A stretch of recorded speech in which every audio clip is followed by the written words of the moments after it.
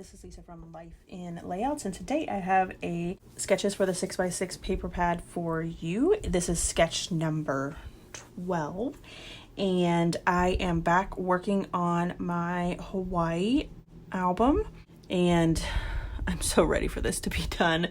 I love the fact that I'm reliving all of these memories, but if you guys follow my channel at all, you'll know that I am no longer with the person who I went to Hawaii with, but I am very adamant that I still want to document this because it was my first time going to Hawaii, which is like a huge thing. So I love recording these memories and getting these done, but I'm also at a point where I just want to be done with them. So I did pull out this collection from Keller's Creations, and I have added to it just simply because I know that I'm not going to have enough paper to finish all of the Hawaii pieces.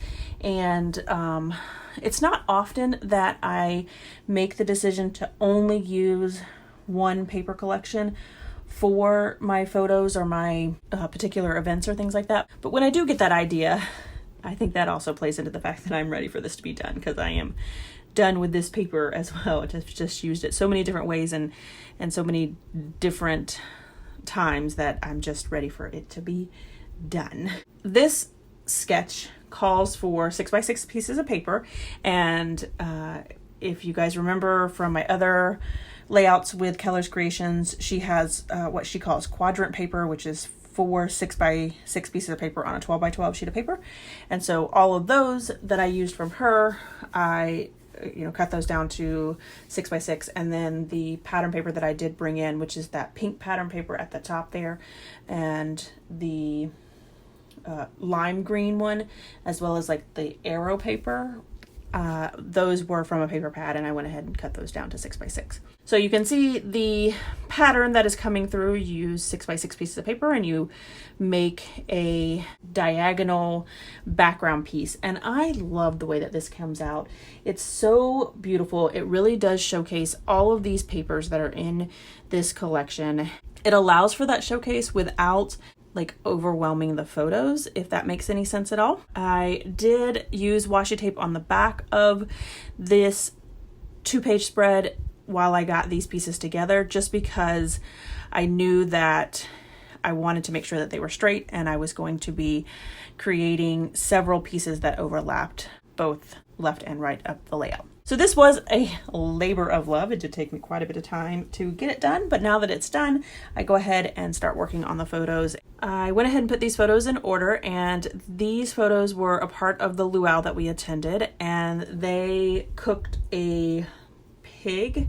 And I don't think that they actually used that particular pig for the luau, because like they did this whole dance and putting everything together, and then like showcase the pig, and then we ate right away. So it was like there was no way for them to cut it. But they do luau's like 3 or 4 times a day. So I'm sure that like that pig was actually used for like the next luau that went on. And the meat that we used was from the previous luau. I went ahead and put them in order, and then I do end up adding a photo down on the far right hand side, which is just a photo of the pig on the coals. I did pull out my circle punch as well as my heart punch. I actually ended up having to pull out my heart dies as well, because I have this little black circle there and it says let's do this, which probably could have worked, but I really wanted to put a heart in the center of that circle. So I put my heart up on fun foam and then went ahead and added it right to the center of the circle, and I'm going to end up putting my date on that heart as well. I do cut out that pineapple, and I planned on using it later on, and then I lost it on my table, so that didn't work out very well, so I ended up having to replace that. I did go ahead and cut out the green part of that card just to use that banner piece that says today equals perfection. And this is where I decided that I wanted that pig picture, and the way that the sketch calls for is a cluster in the bottom left hand side and a cluster in the top right hand side, which is what I was starting to do.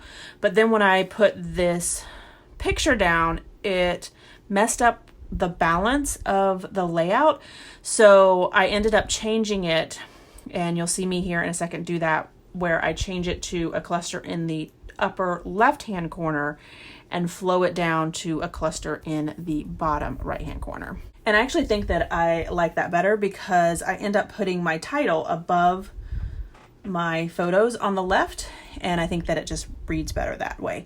And that's one of the things that I love so much about Sketches, is that you make it work for you. And so even though I started out with following the sketch, when I realized that it wouldn't work for me, I changed it up and made it work for me. I've had these bottle caps in my collection for years, and I remember when I first got them, I got them at Hobby Lobby. And so what it is you get these bottle caps, and then you get a 1-inch circle punch, and you can cut out anything, and you can put pattern paper in there, or anything at all. It makes really your own embellishments. And so I cut out some circles. The first one at the top there in the black bottle cap says "Simply Awesome," and then in the lower right hand side, also in the black bottle cap, it says "Worth the Wait." I did think that I was also going to use that pineapple piece, but it just doesn't end up making it on the layout. I pulled out some puffy hearts from Ellie Studios and added those to the layout in the black, teal, pink, and green. And I love these hearts. I think I talked about them in my recent haul video, where I went ahead and picked up a couple more sheets of them because they are just an amazing size and they're beautiful colors. I tend to use all of the colors, so love them and highly recommend them. These chipboard, I guess they're not really Thickers because they're not the Thickers brand, but they're chipboard letters, and they are black and glittery. You're going to see that glitter in the close-ups, and they're so gorgeous. I use that for my title. I just titled it with the name of the pig. I did hang on to like the little brochure that we got, and so I just used the title from the brochure when they talked about the pig.